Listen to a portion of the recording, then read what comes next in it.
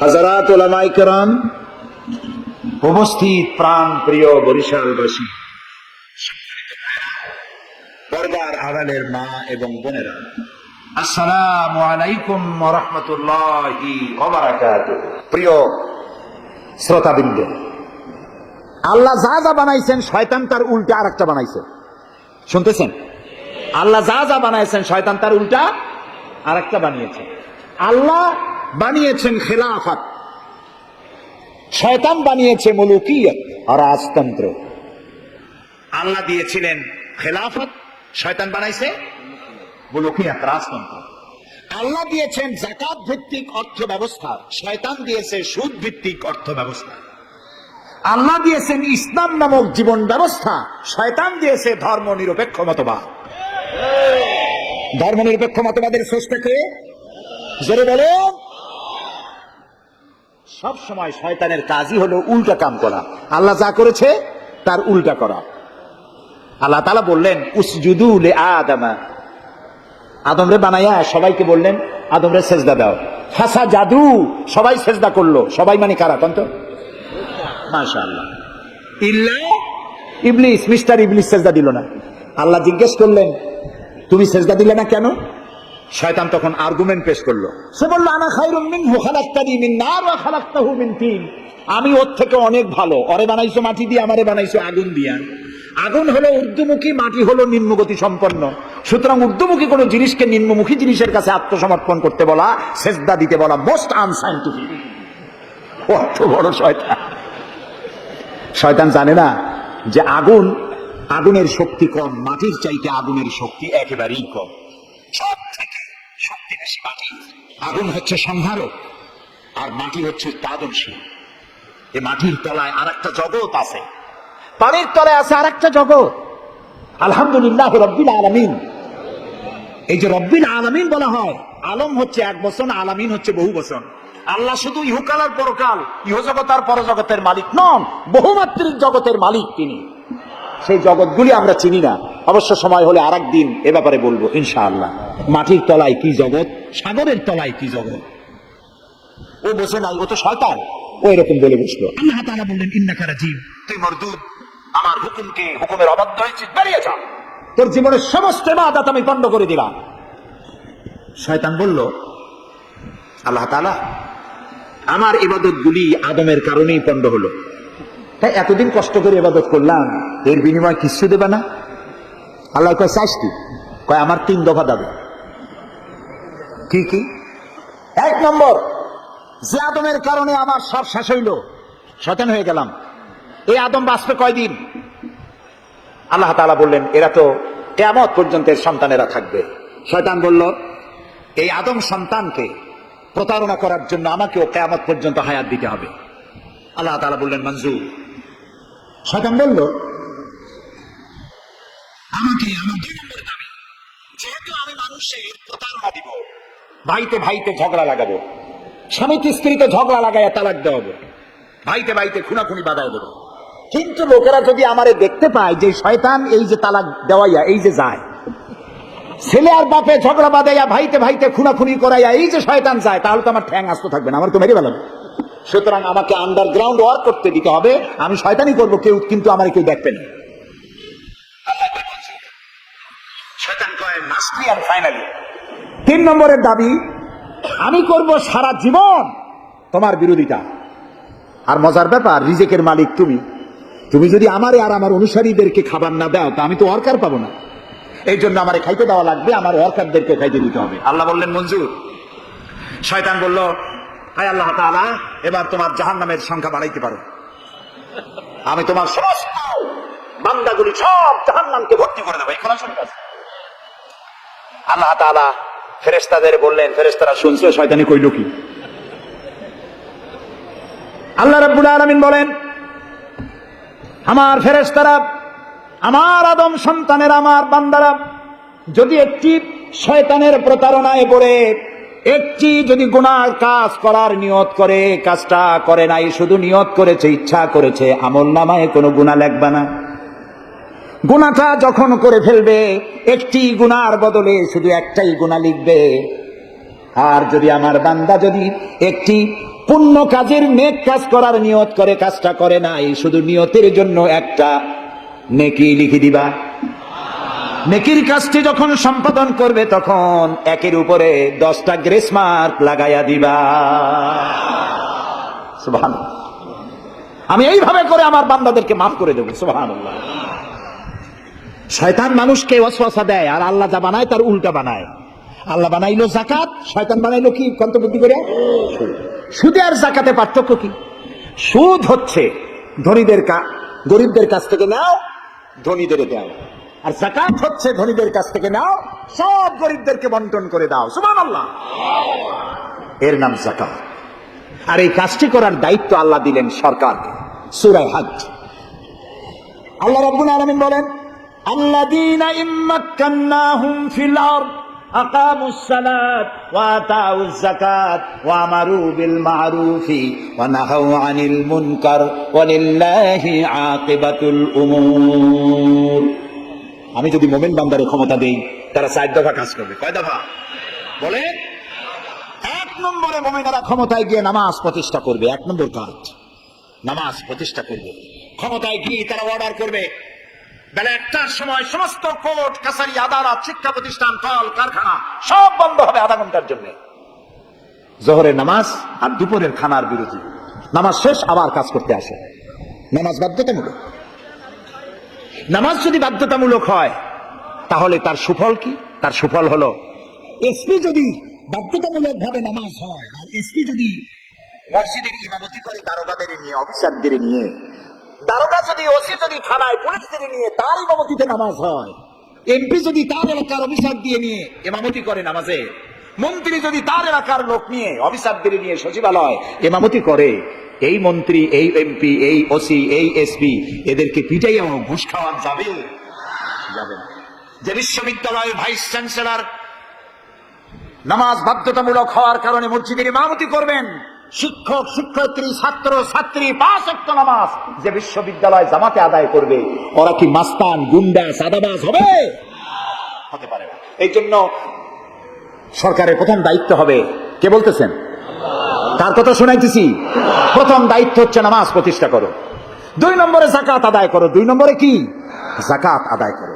এই যাকাত গভর্নমেন্ট আদায় করবে। আল্লাহর কায়দাটা কি দেখেন, এর মধ্যে সিগনিফিকেন্স কি? গভর্নমেন্ট আদায় করবে কেন? আমরা দিলে হবে না কেন? আমরা দিলেও হবে যদি ইসলামী সরকার না থাকে।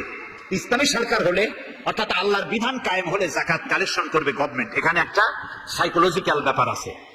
আমি যদি অধ্যক্ষ রশিদ খান সাহেবের কাছে আমি বলি যে আমি গরিব মানুষ, আমার কিছু সাহায্য করেন, উনি যদি আমাকে সাহায্য দেন যাকাত থেকে, অথবা কোনো দয়া করে কিছু পয়সা দেন, চিরটা কাল ওনাকে দেখলে পরে আমার মাথাটা একটু নত হয়ে যেতে পারে। আল্লাহ চান না তার কোন বান্দার মাথা আর একটা গোলামের সামনে নত হোক। সেই জন্য আল্লাহ চান সরকারের কাছ থেকে নাও, তোমার মাথা উঁচু থাকে।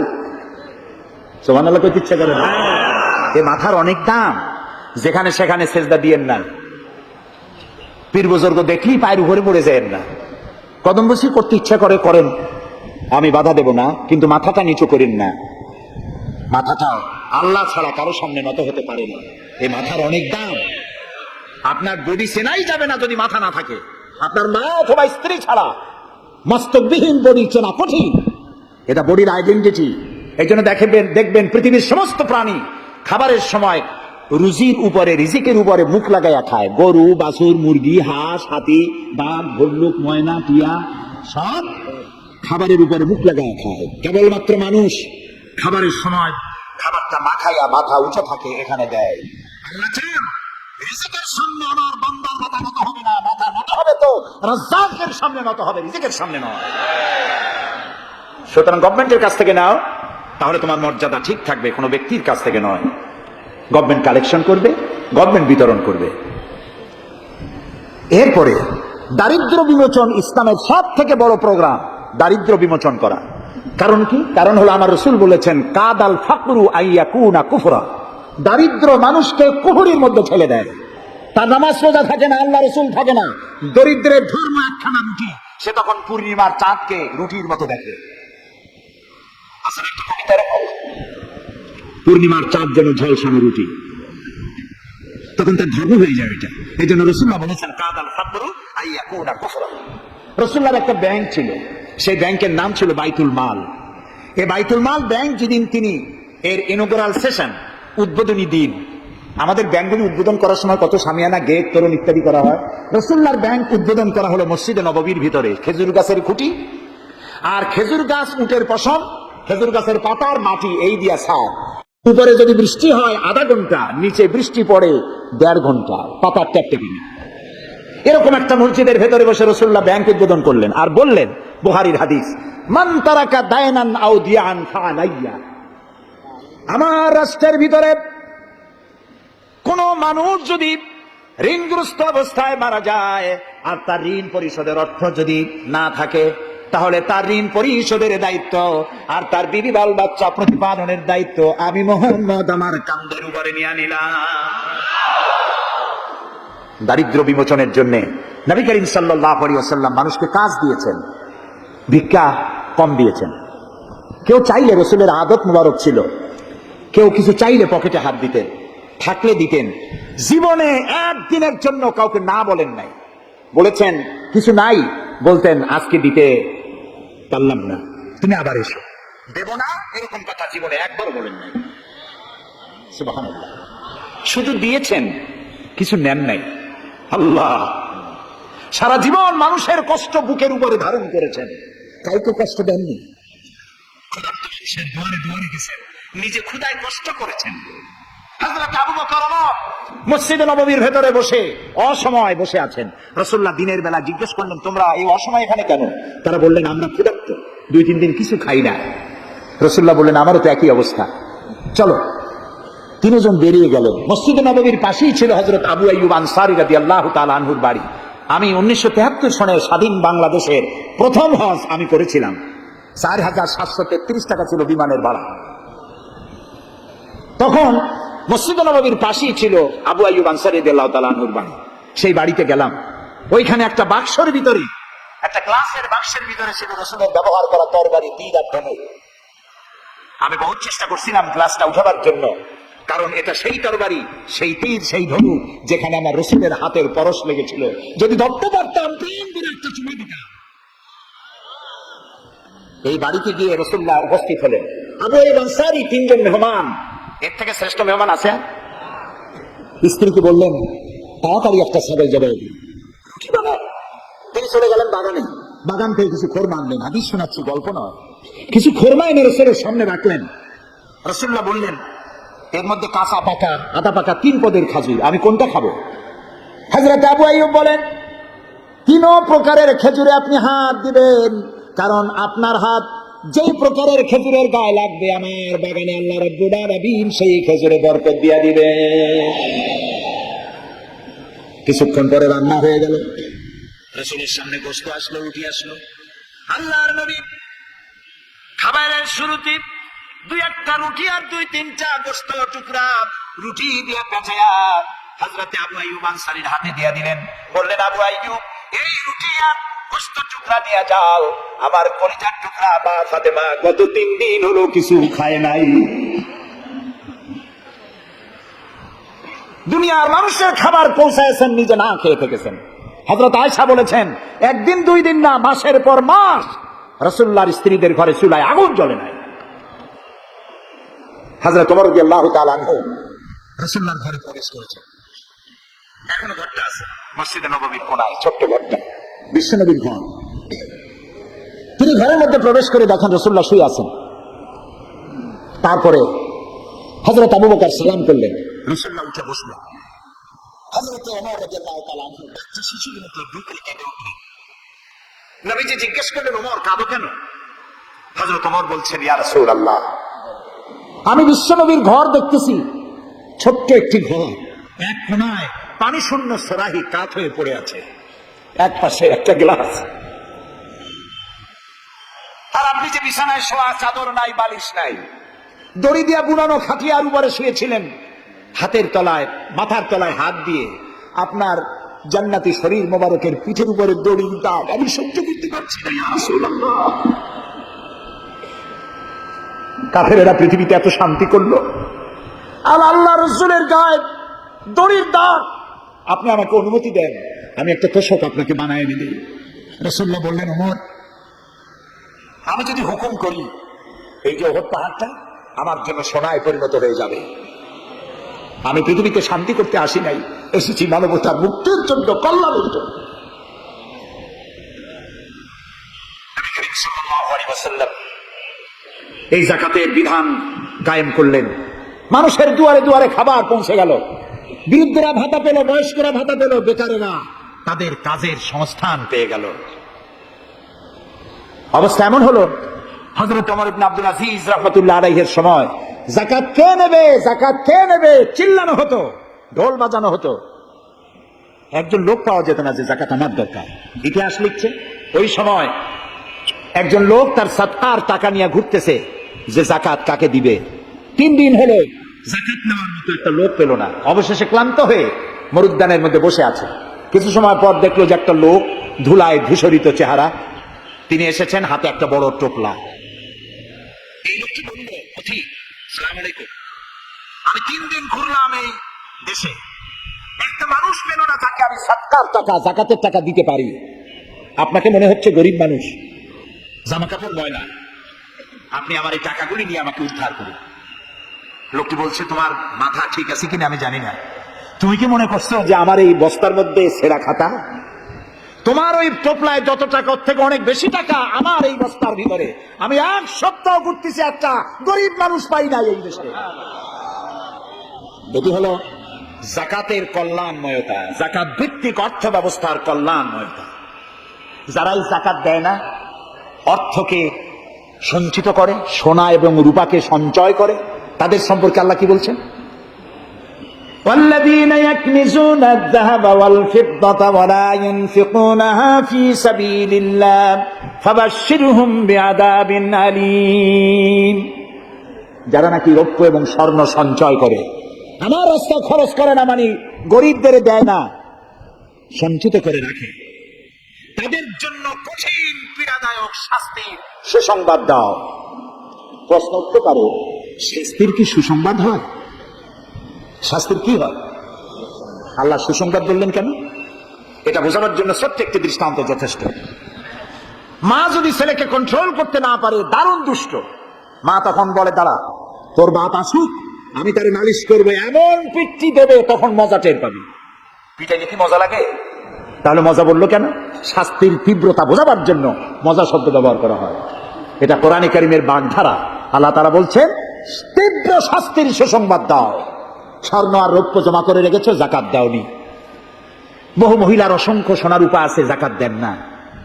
কবে কালে ভদ্র একটা বিয়ে আসবে, সেই বিবাহে সজ্জিত হয়ে যাবেন, সারা বছরে যাকাত দিলেন না, এতগুলি সোনা আটকায় রাখলেন কেন? আল্লাহ চান না টাকা পয়সা পুঞ্জীভূত হয়ে থাকুক। কোরআন শুধু নামাজ রোজা নয়, দেখুন না আল্লাহ কি বলছেন। আল্লাহ বলছেন, কায়লা ইয়াকুনা দুনাতাম বাইনাল আগনিয়াই মিনকুম। আল্লাহ বলছেন, তোমাদের কিছু সংখ্যক ধনীদের মধ্যে তোমাদের সম্পদগুলি পুঞ্জীভূত হয়ে যাক, এটা আমি চাই না। এটা যাকাত, ফিতরা, সাদকা, এককালীন দানের মাধ্যমে গোটা জাতির মধ্যে পৌঁছে যাক, তাহলে মানুষের উপকার হবে। সুতরাং 7.5 তোলা নিচ পর্যন্ত যাকাত আপনার না দিলে চলবে। যখন 7.5 তোলা হবে তখনই যাকাত শুরু হবে। যত বেশি হয় গোড়া থেকে শুরু করে সবটা দিতে হবে। 52 তোলা রূপা হলে যাকাত দিতে হবে। এই যাকাতের টাকা না দিয়ে যারা জমা করে রাখেন, শাস্তিটা কি হবে শোনেন। আল্লাহ শাস্তির ধরনও বলছে, ইয়াউমা ইউহমা আলাইহা ফি নারি জাহান্নামা ফাতুকওয়া বিহা জিবাহুম ওয়া জুনুবুহুম ওয়া যুহুরুহুম হাদা মা কানাসতুম লিআনফুসিকুম ফাযুকু মা কুনতুম তাকনিজুন। এমন একদিন আসবে যখন এই স্বর্ণ আর রৌপ্যকে জাহান্নামের আগুন দিয়ে জ্বালায়া সিল বানানো হবে, আর এই সিলগুলি তোমার কপালে, তোমার পার্শ্বদেশে, তোমার পৃষ্ঠদেশে সিল মারা হবে জাহান্নামের আগুন দিয়ে, আর বলা হবে, হাদা মা কানাসতুম লিআনফুসিকুম, এই হলো তোমার সেই সব সঞ্চিত সম্পদ যা তুমি সঞ্চয় করে রেখেছিল, আল্লাহর রাস্তায় খরচ করো নাই। রাসূলের কাছে প্রশ্ন হয়েছে, ওয়ায়াসআলুনাকা মাযা ইউনফিকুন, হে রাসূল, আপনাকে প্রশ্ন করা হয় যে কি খরচ করব। আল্লাহ তাআলা বলছেন কুলিল আফওয়া, বলুন প্রয়োজনের অতিরিক্ত জিনিস আল্লাহ রাস্তায় খরচ করে দাও। আমরা প্রয়োজনের অতিরিক্তটা ব্যাংকে জমা রাখি। আল্লাহ বলেন খরচ করো, যত খরচ করবে আল্লাহ তত বাড়াই দিবেন। দেখেন না আল্লাহ বাড়ায় কেমনে? আল্লাহরে বিশ্বাস করেন যে আল্লাহ যে বাড়াইতে পারেন, এটাকে বিশ্বাস করেন? এটি তো ইমানের প্রশ্ন। কেউ যদি জবাব দিতে ব্যর্থ হন তাহলে তো কুলক্ষণ। আল্লাহ কি সম্পদ কমানো আর বাড়ানোর মালিক কে? ইয়ামহাকুহুল্লাহুর রিবা ওয়া ইউরবিস সাদাকাত। আল্লাহ তাআলা বলছেন আমি সুদকে ধ্বংস করি আর সাদকাকে বৃদ্ধি করি। হালালে বরকত হয়, হারামে বরকত হয় না। আজ গোটা পৃথিবীতে, শুধু বাংলাদেশে নয়, গোটা বিশ্বে ওয়ার্ল্ড ব্যাংকের দৃষ্টিতে ইসলামী ব্যাংক পৃথিবীতে সব থেকে সফল ব্যাংক। তাও আলহামদুলিল্লাহ কব না। কেন? কারণ হালালে বরকত হয়, হারামে বরকত হবে না। আচ্ছা, কুত্তায় বাচ্চা দেয় কতক্ষণ? তো ফ্যামিলি প্ল্যানিং নাই, জনমের মতো হয়। এই কুত্তাগুলি যদি সব বাঁচত তাহলে বরিশাল দিয়ে হাঁটতে পারতেন? কুত্তার জ্বালায় হাঁটতেই পারতেন না। গরুতে, গাবিতে বাছুর দেয় কয়টা বছরে? একটা, মাত্র একটা। আর মুসলমানেরা গরু যা জন্মের খাওয়া খায়, তারপরেও কুত্তা বেশি না গরু বেশি? এই কারণে যেহেতু গরু হালাল তাই গরুতে বরকত, কুত্তা হারাম তাই বরকত নাই। ইসলামী ব্যাংক শুধু ব্যাংকিং সেক্টরেই কাজ করে না, জাতির কল্যাণমূলক বহু সংখ্যক কাজ তারা করে থাকে। ইসলামী ব্যাংক হাসপাতাল, ইসলামী ব্যাংকের জন্য কলেজ, ইসলামী ব্যাংক দিয়ে যখন ডিজাস্টার হয়, দুর্ভিক্ষ হয়, যখন বন্যা হয়, জলোচ্ছ্বাস হয়, লক্ষ কোটি কোটি টাকা তারা দুহাতে বিতরণ করে। ওয়াফি আমওয়ালিহিম হাক্কুল লিসাইলি ওয়াল মাহরুম। আল্লাহ তাআলা বলছেন তোমার সম্পদের ভিতরে গরিবদের অধিকার আছে।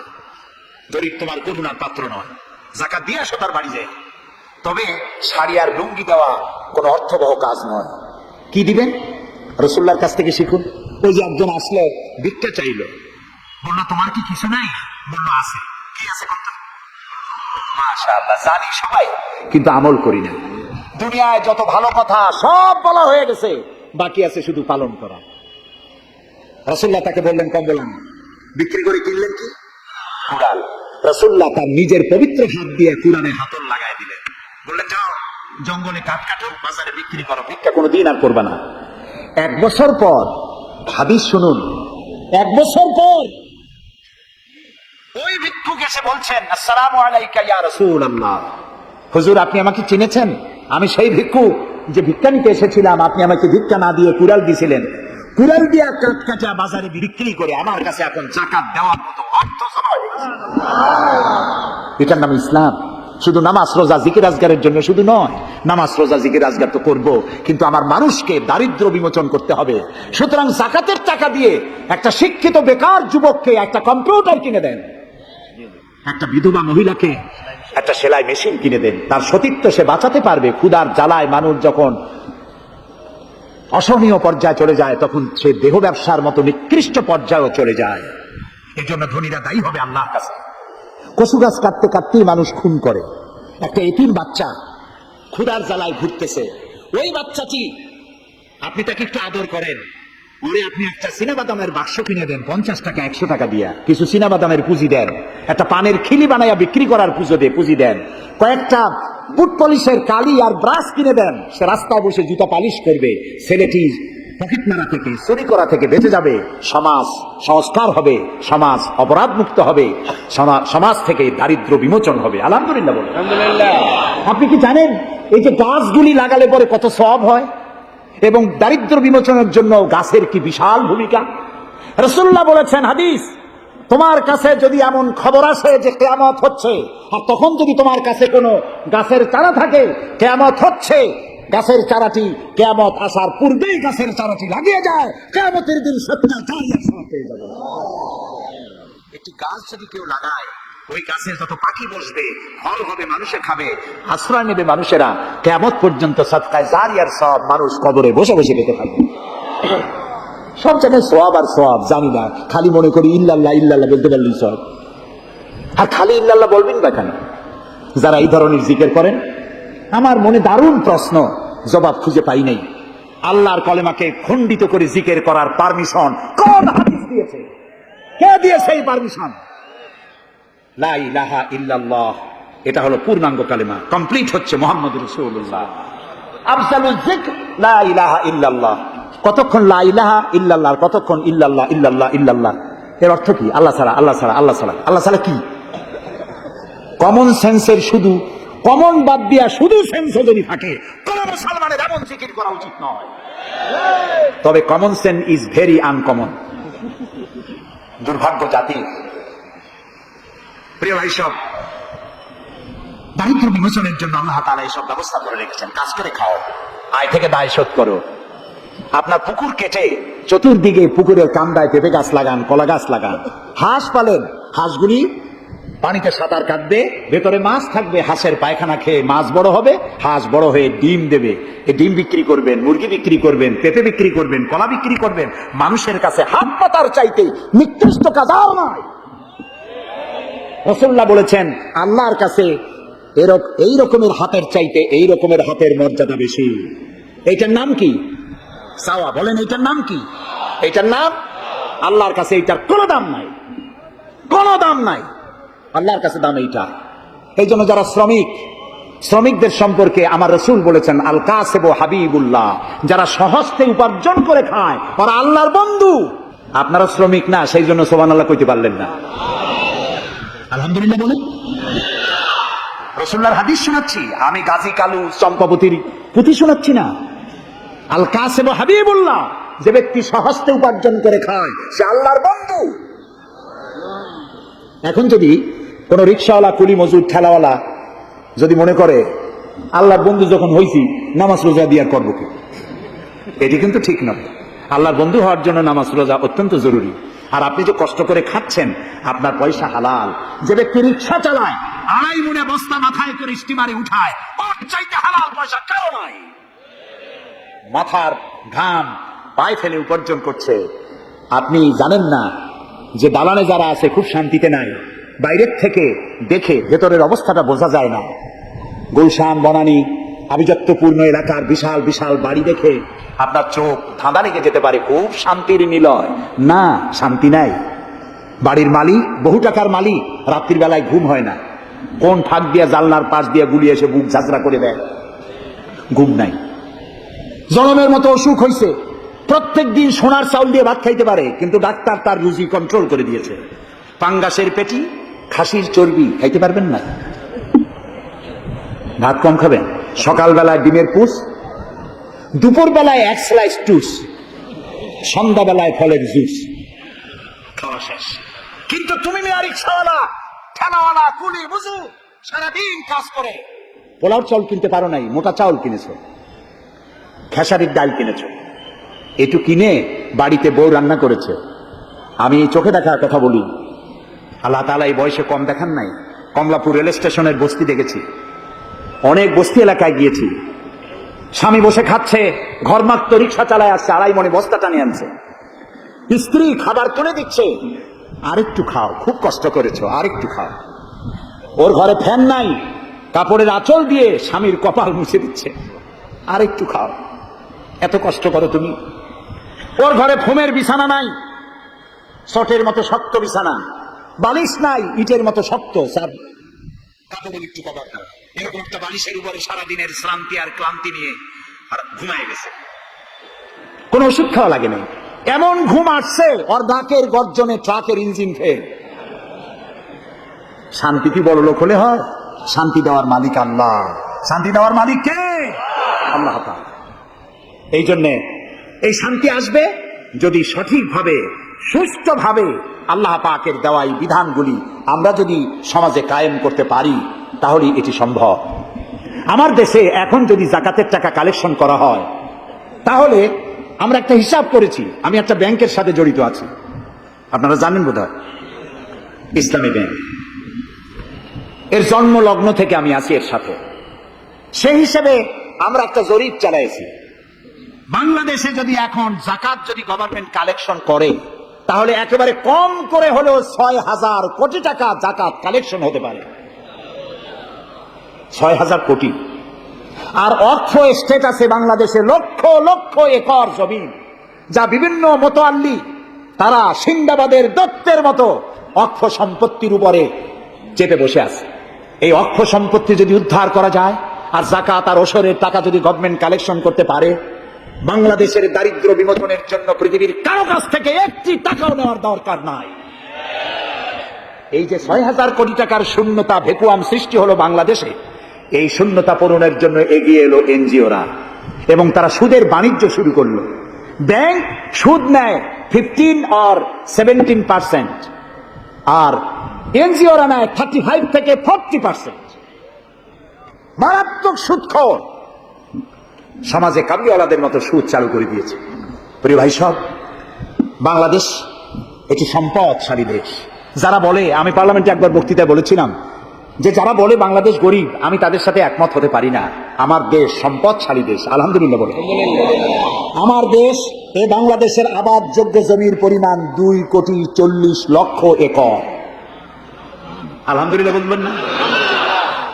এখানে বনজ সম্পদ আছে 32,53,860 কিলোমিটার বর্গমিটার নিয়ে, বর্গমাইল জুড়ে। এখানে আল্লাহর হিকমতটা দেখেন।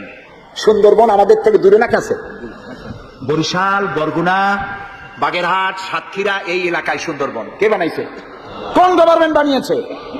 কেন আর অন্য জায়গায় বানানো হলো না কেন? উত্তরবঙ্গে বানাইলো না কেন? কারণ আমাদের বঙ্গোপসাগর হলো সাইক্লোন জোন। এখান থেকেই ঘূর্ণিঝড়ের উৎপত্তি হয়। সাইক্লোন জোন 240, 80, 300 অথবা সহস্র মাইল স্পিডে বা 500 মাইল স্পিডে ঝোড়ো হওয়া প্রবাহিত হওয়ার জন্য ঘূর্ণিঝড় প্রস্তুতি দেয়। আবহাওয়া বার্তা দিয়ে তা শোনানো হয়। উপকূলীয় এলাকায় যদি আল্লাহ তাআলা সুন্দরবন তৈরি না করতেন, তাহলে সমুদ্রের ঘূর্ণিঝড়ের প্রথম ধাক্কায় কুয়াকাটা, পটুয়াখালী, বরগুনা, সাতক্ষীরা, পিরোজপুর, বাগেরহাট, বরিশাল প্রত্যেক ধাক্কায় উড়ে চলে যেত। আল্লাহ তাআলা কি দয়া, সুন্দরবন বানাই দিয়ে প্রোটেক্টেড করছেন। তাও আমরা সুবহানাল্লাহ বলবো। এই সুন্দরবন রক্ষার জন্য গভর্নমেন্ট পাহারাদার লাগিয়েছে, কিন্তু পাহারাদারেরা নিজেরাই রক্ষকরা হয়েছে ভক্ষক, জন্মের খাওয়া খাইতেছে। আল্লাহ দেখলেন যে এরা তো এই ধরনের মানুষ খুব বেকায়দা, সেই জন্য আল্লাহ তাআলা নিজেও কিছু পাহারার ব্যবস্থা করলেন। সেই পাহারাদার কে? Royal Bengal tiger. যদি সামনে পড়েন 10 কোটি টাকা ঘুষ দেবেন, এ কথা শুনলেও আপনারা ছাড়বেন না, যাতে বংশানুক্রমে পৃথিবীর মানুষ, দেশের মানুষ এগুলি ভোগ দখল করতে পারে। আল্লাহ সেই জন্য পাহারাদার রেখে দিয়েছেন। সুবহানাল্লাহ। আমার দেশে রয়েছে পানি সম্পদ। বাংলাদেশে ছোট বড় 250টি নদ নদী আছে, যেগুলির দৈর্ঘ্য 3,200 বর্গ মাইল। আছে পানি সম্পদ, আছে পশু সম্পদ, আছে মৎস্য সম্পদ, সর্বোপরি আছে এই বাংলাদেশের 14 কোটি মানুষের 28 কোটি হাত। এই হাতগুলি যদি ভিক্ষুকের হাত না হয়ে কর্মীর হাত হয়ে যায়, তাহলে আমাদের দেশ গরিব থাকতে পারে না। আমার দেশের সম্পদের অভাব নাই, যথেষ্ট সম্পদ আছে, শুধুমাত্র ইকুয়াল ডিস্ট্রিবিউশন নাই। সৎ এবং যোগ্য নেতৃত্বের অভাবে এই চরম দুরবস্থার সৃষ্টি হয়েছে, আরো হয়েছে রাজনৈতিক প্রতিহিংসার কারণে। তা না হলে আমরা পৃথিবীর মধ্যে দাঁড়িয়ে যেতাম। যুদ্ধ বিধ্বস্ত জাপান কোথা থেকে কোথায় গেল? উত্তর কোরিয়া আমেরিকাকে চ্যালেঞ্জ করছে। থাইল্যান্ড, যারা নারী ব্যবসা করে জীবন বাঁচাইতো, সেই থাইল্যান্ড এখন, আমি মেলবোর্ন ইউনিভার্সিটিতে আমার প্রোগ্রাম ছিল, যাওয়ার সময় ব্যাংকক হয়ে গেলাম। একটি হোটেলে আমার থাকার জায়গা ছিল। 30 কিলোমিটার লম্বা ফ্লাইওভার ব্যাংককে। বিল্ডিং গুলি দেখতে হলে এরকম তাকালে মাথা টুপি পড়ে যায়, এত উঁচা উঁচা বিল্ডিং। সিঙ্গাপুর কোত্থেকে কোথায় গেল?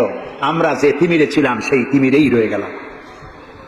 আমাদের বুঝতে হবে, আমার ইসলাম দারিদ্র্যের বিকাশের জন্য আসে নাই, দারিদ্র্য বিমোচনের জন্য এসেছে। সুন্দর একটি সমাজ বিনির্মাণের জন্য ইসলাম এসেছে, এবং তা গণতান্ত্রিক প্রক্রিয়ার মধ্য দিয়ে। নবী করিম সাল্লাল্লাহু আলাইহি সাল্লাম যদি বলতেন ইন্তেকালের সময় যে আমার মেয়ে নেতৃত্ব দিবে, আমার নাতি নেতৃত্ব দিবে, বলেন কার বাবার হিম্মত ছিল এটার প্রতিবাদ করার?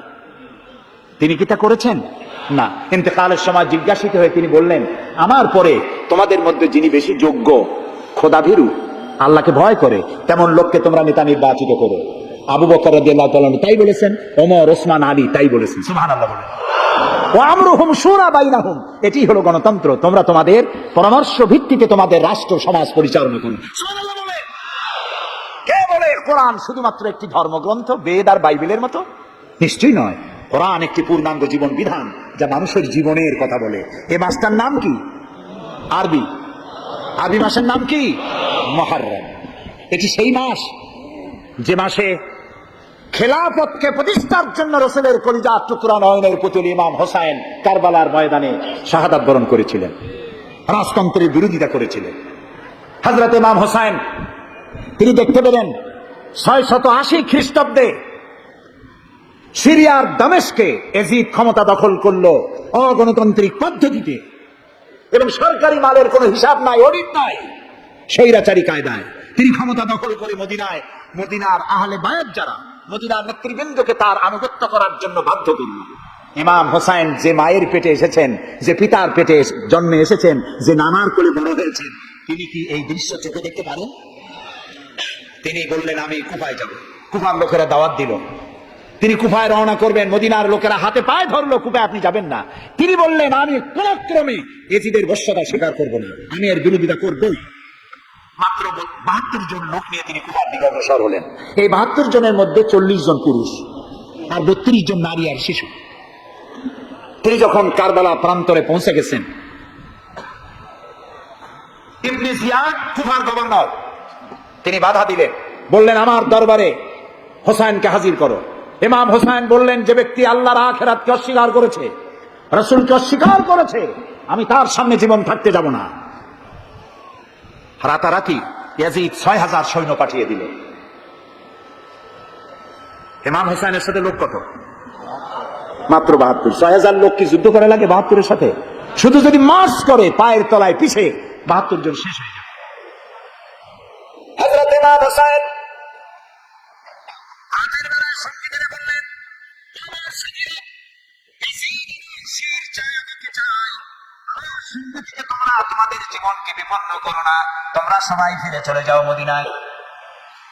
সাথীরা বললেন, ইমাম আজকে যদি আপনাকে ছেড়ে জীবনের মায়া নিয়ে মদিনায় ফিরে যাই, আর আপনার যদি শাহাদাত নসিব হয়, তাহলে কিয়ামতের দিন আল্লাহর নবীর সামনে আমরা কি জবাব দেব? আমরা আমাদের জীবন দিয়ে আপনাকে পাহারা দেব।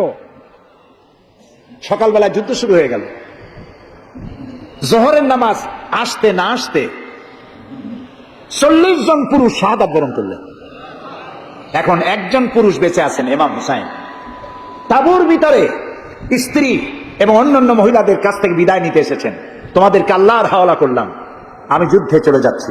আমার চোখের সামনে আমার নানাজির দমদার মোবারক শহীদ হওয়া ইসলাম, সাহাবীদের রক্ত দেওয়া, জীবন দেওয়া ইসলাম, খেলাফত মিটে যাবে পৃথিবী থেকে, রাজতন্ত্র প্রতিষ্ঠা হবে, আমার জীবন থাকতে আমি তা হতে দেব না। স্ত্রী এগিয়ে এলেন, বললেন হুসাইন জিহাদের ময়দানে থেকে আমি আপনাকে বিরত থাকতে বলবো না, তবে একটি দাবি আছে। এই যে ছোট্ট দুগ্ধপোষ্য শিশু, গত কয়েকদিন হলো ঘরে খাবার নাই, পানি নেই, আমার বুকে দুধও নাই, এই ছোট্ট বাচ্চাটিকে একটু পানির ব্যবস্থা করুন। ইমাম হুসাইন কলিজার টুকরা সন্তানকে 2 হাতে উঁচু করে এজিদি সৈন্যদের সামনে এসেছেন। এজিদি সৈন্যরা আমার হাতের দিকে তাকাও, এটি রাসূলের আওলাদ, আমার কলিজার টুকরা সন্তান। ফোরাতের অফুরন্ত পানি প্রবাহিত হচ্ছে, একটু ফোরাতের কুলটা ছেড়ে দাও, ওর একটু পানি পান করায়। আমার সাথে তোমাদের শত্রুতা থাকতে পারে, এই নিষ্পাপ বাচ্চার সাথে তো কোনো শত্রুতা থাকার কথা নয়। তার এই আবেগপূর্ণ কথা এজিদি সৈন্যদের কলিজায় স্পর্শ করলো না। তারা বিষাক্ত তীর নিক্ষেপ করলো। ইমাম হুসাইনের উঁচু করে ধরা বাচ্চার বুকের ভিতর থেকে বিষাক্ত তীর প্রবেশ করে বেরিয়ে গেল অপর প্রান্ত থেকে, রক্ত ফিনকি দিয়ে বেরিয়ে এলো। ইমাম হুসাইন 2 হাতে আঁচলা ভরে সেই রক্ত চেহারায় মাখতে লাগলেন আর বললেন, কলিজার টুকরো সন্তান, সালেহ আলাইহিস সালামের উটনির রক্তের চাইতে তোমার রক্ত পবিত্র। হযরত সালেহ আলাইহিস সালামের চাইতে রাসূলুল্লাহর মর্যাদা অনেক বেশি, তুমি তার আওলাদ। বাচ্চাকে কোলে করে নিয়ে স্ত্রীর কাছে গিয়ে বললেন, স্ত্রী এই নাও তোমার বাচ্চা, ঠান্ডা হয়ে গেছে, এমন পানি পান করেছে কিয়ামত পর্যন্ত পানি পানি বলে তোমারে আর বিরক্ত করবে না। ইমাম হুসাইন লড়াই করলেন ময়দানে, বহু সংখ্যক সৈন্য হতাহত করে ফোরাতের কুল উন্মুক্ত করে ঘোড়ার পৃষ্ঠ থেকে নেমে আকাশ না পানি তুলেছেন, পানি পান করবেন। মুখের কাছে যখন আকণ্ঠ তৃষ্ণার্ত পিপাসার্ত হুসাইন মুখের কাছে পানি নিয়েছেন, হঠাৎ ভেসে উঠল মনের পর্দায়, একটু আগে আমার কলিজার টুকরা সন্তান এই পানির অভাবে চলে গেল। 40 জন মানুষ বিদায় হলো, এক ফোঁটা পানি দিতে পারলাম না। এই পানি আমি কেমনে খাই? হাতের থেকে পানি পড়ে গেল। অশ্বের পৃষ্ঠে আরোহণ করলেন, চতুর্দিক থেকে তীর আর তরবারি আসতে লাগলো। ইমাম হোসেন বললেন, থামো, একটু থামো, তোমরা কাকে তীরবিদ্ধ করছো? আমি কি তোমাদের রসুল মুহাম্মদ সাল্লাল্লাহু আলাইহি সাল্লামের নাতি নই? আমি কি তোমাদের রসুলের কলিজার টুকরা মা ফাতেমার নয়নের মণি নই? কেমন করে আমার গায়ে তোমরা তীর মারো? উম্মে সালমা, আমাদের মা উম্মে সালমা রাদিয়াল্লাহু তাআলা আনহা, সকালবেলায় 11ই মুহররম সকালবেলায় তিনি ঘরে বসে কাঁদতেছেন। কয়েকজন প্রতিবেশী মহিলা এসে বলছেন, মা আপনি কাঁদেন কেন? তিনি বলছেন, আজকে রাত্রে আমি স্বপ্নে দেখেছি রাসূলুল্লাহ আমার বাড়ি এসেছেন। আমি দেখতে পেলাম আল্লাহ রসুলের চোখ দিয়ে পানি পড়ছে, দাড়ি মোবারক ধুলা মাখা, মুখ কাটা বলি। আমি জিজ্ঞেস করলাম, ইয়া রাসূলুল্লাহ আপনি কাঁদেন কেন? মুখখানা মলিন কেন? দাড়ি মোবারকে ধুলাবালি কেন? রাসূলুল্লাহ বললেন, উম্মে সালমা তুমি জানো না আমি এইমাত্র কারবালা থেকে এসেছি। আমি দেখে এলাম আমার কলিজার টুকরা হুসাইনের শির মোবারক তার দেহ থেকে বিচ্ছিন্ন করে ঘোড়ার পদতলি, ঘোড়া দিয়ে পদদলিত করা হয়েছে তার দেহ মোবারক। ইসলাম এত সহজে আসে, অনেক রক্ত পানি দিয়ে এসেছে ইসলাম। হযরতে হোসাইনের মস্তক মোবারক ইয়াজিদি সৈন্যরা একটা প্লেটে করে নিয়ে কুফার গভর্নর ইবনে জিয়াদের সামনে রেখেছে। ইবনে জিয়াদ চেয়ারে বসা, সিংহাসনে বসা, ইমাম হোসাইনের মস্তক মোবারক তার পায়ের কাছে রেখেছে। কলঙ্কিত ইতিহাস কি করে আমি শুনাই আপনাদের? ইবনে জিয়াদ চেয়ারে বসে পায়ের কাছে রাখা ইমাম হোসাইনের ঠোঁটের উপরে লাঠি দিয়ে মারতেছে। হযরত যায়েদ রাদিয়াল্লাহু তাআলা আনহু 80 বছর বয়স। তিনি বলছেন, ইবনে জিয়াদ এতক্ষণ যা করেছ মুখ বুজে সহ্য করেছি, কিন্তু এখন যেটা তুমি করতেছো পায়ের কাছে কার ব্যথা? তুমি যে ঠোঁটের উপরে লাঠি দিয়ে মারতেছো। আমি যায়েদ, আমি দেখেছি রাসূলুল্লাহ 1000 বার এই মুখের উপরে চুমা খেয়েছেন। তোমার বেয়াদবি বন্ধ করো। প্রিয় ভাই সব, রাজতন্ত্র নয়, পরামর্শ ভিত্তিক সমাজ ব্যবস্থা প্রতিষ্ঠার জন্য আল্লাহ তাআলা ইসলাম দিয়েছেন, দ্বীন দিয়েছেন। সেই জীবন ব্যবস্থা ইসলাম আজকে এই পৃথিবীতে মুসলমানদেরকে সন্ত্রাসী জাত হিসেবে চিহ্নিত করার জন্য, উগ্র জাতি হিসেবে, সহিংস জাতি হিসেবে, অগণতান্ত্রিক জাতি হিসেবে প্রমাণিত করার জন্য পাশ্চাত্য শক্তি তারা নবী করিম সাল্লাল্লাহু আলাইহি ওয়াসাল্লামের ব্যঙ্গচিত্র এঁকে দুনিয়ায় ছড়িয়ে দিয়েছে।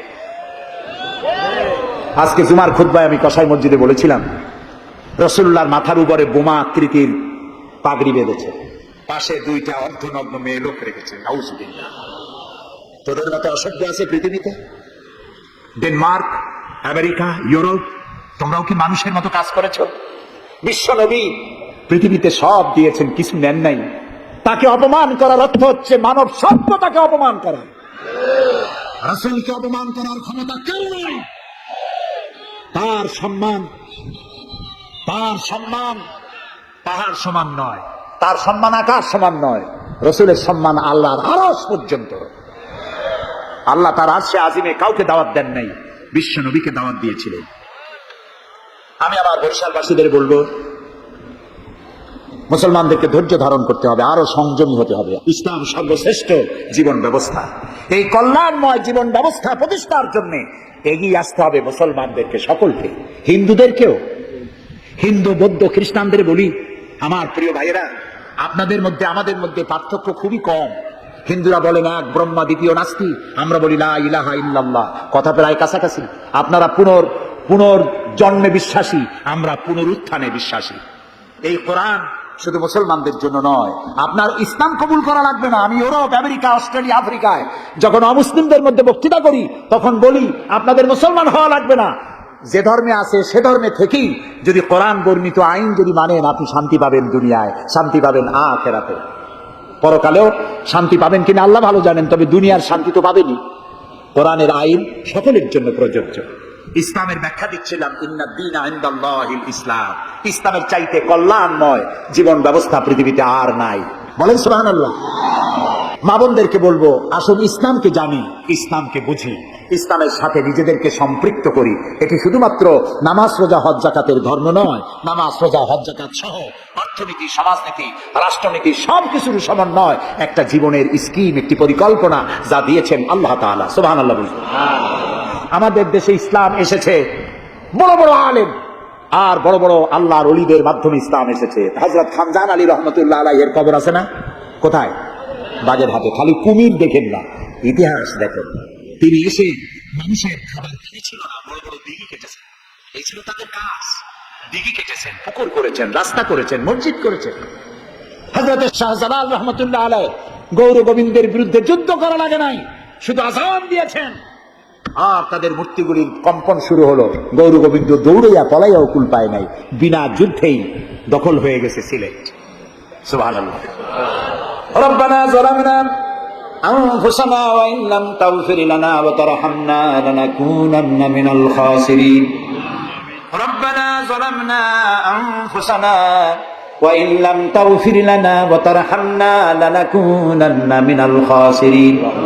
হে আল্লাহ তাআলা, হাজার হাজার মুসলমান নরনারী দীর্ঘক্ষণ ধরে তোমার কোরআন শুনেছি, হাদিস শুনেছি, আর শেষ পর্যায়ে এসে ভিক্ষুকের মতো, কাঙ্গালের মতো গুনার বোঝা মাথায় নিয়ে তোমার দরবারে হাত তুলেছি। দয়া করে মেহেরবানি করে আমাদের জিন্দেগীর সমস্ত গুনাহ খাতাকে মাফ করে দাও। আমাদের মধ্য থেকে আমাদের মা বাপ দুনিয়া থেকে যারা বিদায় হয়ে গেছে, আয় আল্লাহ রব্বুল আলামিন, মা বাপের কবরগুলিকে জান্নাতের টুকরা বানায়া দাও। রব্বিরহামহুমা কামা রাব্বায়ানি সাগীরা। সবাই পড়েন, রব্বিরহামহুমা কামা রাব্বায়ানি সাগীরা। হে আল্লাহ রব্বুল আলামিন, জনম দুঃখিনী গর্ভধারিণী মা, যিনি না খেয়ে আমাদের মুখে, ক্রন্দন মুখে চুমা দিয়া, শত চুমা দিয়া হাসি ফুটাইছেন, না খেয়ে আমাদেরকে খাওয়াইছেন, আমরা না ঘুমানো পর্যন্ত ঘুমান নাই, এত কষ্ট করেছেন যেই মা, আল্লাহ কবরটাকে বেহেশত বানাইয়া দাও। বাপজান এত কষ্ট করলেন, বাড়ি ঘর বানাইয়া দিয়া খালি হাতে বিদায় হয়ে গেছেন, কোন হালতে আসি জানি না, আল্লাহ আব্বার কবরটাকে বেহেশত বানাইয়া দাও। আমাদের মা বাপ যাদের বৃদ্ধ হয়ে গেছেন, রব্বুল আলামিন বিছানায় পড়ায়া পরনির্ভর করে মারবা না। আল্লাহ তাআলা স্বনির্ভর থাকাকালীন নিজে নিজে টয়লেটে যেতে পারেন, নিজের খাবার নিজে খেতে পারেন, দাঁড়াইয়া নামাজ পড়তে পারেন, নিজের কাপড় নিজে পরতে পারেন। এই অবস্থায়, সুস্থ অবস্থায় ইমানের সাথে উঠাইয়া নিয়েও বিছানায় ভালাইয়া রাইগো না। রব্বুল আলামিন, সারা জীবন আমরা গুনাহ করেছি, এত গুনাহ করেছি, তোমার আকাশের দিকে তাকাইয়া কথা বলতে লজ্জা করে, শরমে মাথা নিচু হয়ে যায়। আল্লাহ, যত গুনাহ করছি, নাফরমানি করেছি, আর তুমি শুধু মেহেরবানি করেছো। তুমি যদি আমাদের গোপন গুনাহগুলি জাহির করে দিতে, যৌবনকালের গুনাহ, জীবনের গুনাহ যদি সমাজের লোকেরা জানতো, স্ত্রী পুত্ররা জানতো, সম্মান দিত না। আল্লাহ তাআলা কিয়ামতের দিন লক্ষ কোটি মানুষের সামনে আমাদের গোপন গুনাহগুলি জাহির করে দিয়ে আমাদেরকে শরম দিও না। আয় আল্লাহ তাআলা, তোমার নবী বলেছেন 3000 বছর ধরে তুমি জাহান্নামের আগুন উত্তপ্ত করেছো। আল্লাহ তাআলা চৈত্র মাসের দ্বিপ্রহরের রোদ সহ্য হয় না। আল্লাহ তাআলা জাহান্নামের আগুন আমরা সইতে পারবো না। জাহান্নামের আগুন আমাদের জন্য আল্লাহ তুমি হারাম বানায়া দাও। আল্লাহুম্মা আজিরনা মিনান নার। সবাই পড়েন, আল্লাহুম্মা আজিরনা মিনান নার, আল্লাহুম্মা আজিরনা মিনান নার। আল্লাহ তাআলা, তামাম পৃথিবীতে মুসলমানেরা আজ বড় বিপদে।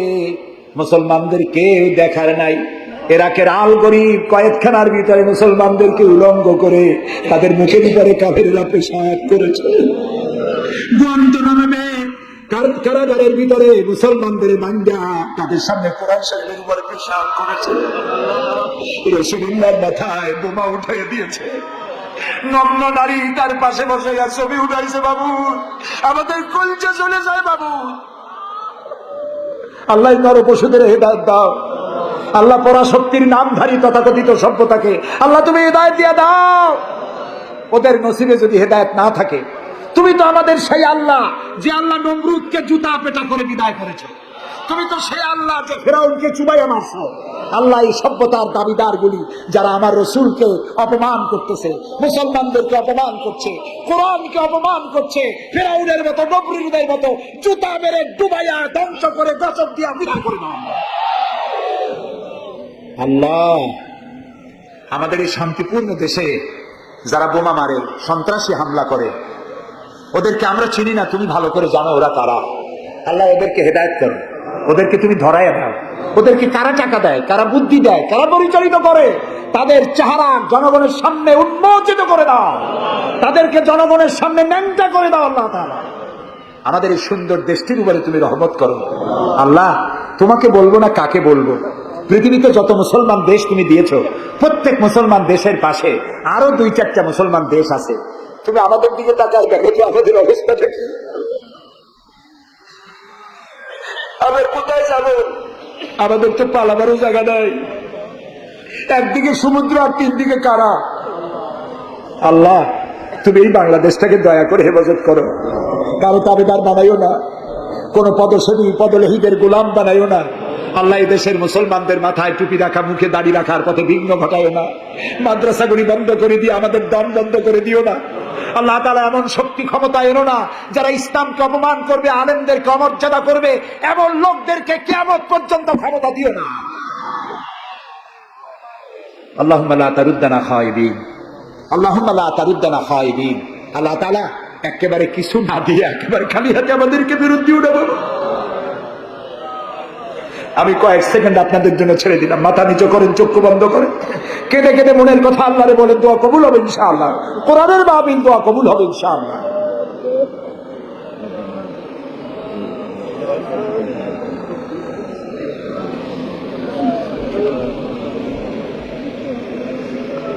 আয় আল্লাহ, তুমি নিশ্চয়ই শুনতে পাচ্ছ আমরা কি বলছি, তুমি নিশ্চয়ই দেখতে পাচ্ছ আমরা কোথায় বসা আছি। আল্লাহ তাআলা তুমি তাকিয়ে দেখো, তোমার অনেক বান্দীরা তারা বহু কষ্ট করে এসছেন। আল্লাহ তোমার বান্দীদের আরজি পুরা করো, মহিলাদের মা বোনদের ব্যাধি মাফ করো, যার সন্তান নাই নিঃসন্তানীকে সন্তান দাও, যাদের ছেলে মেয়ে বড় হয়েছে বিয়ে দিতে পারে না বিয়ের ব্যবস্থা করে দাও, রুজি রুটিতে যাদের অভাব অনটন আল্লাহ তাদের ব্যবস্থা করে দাও।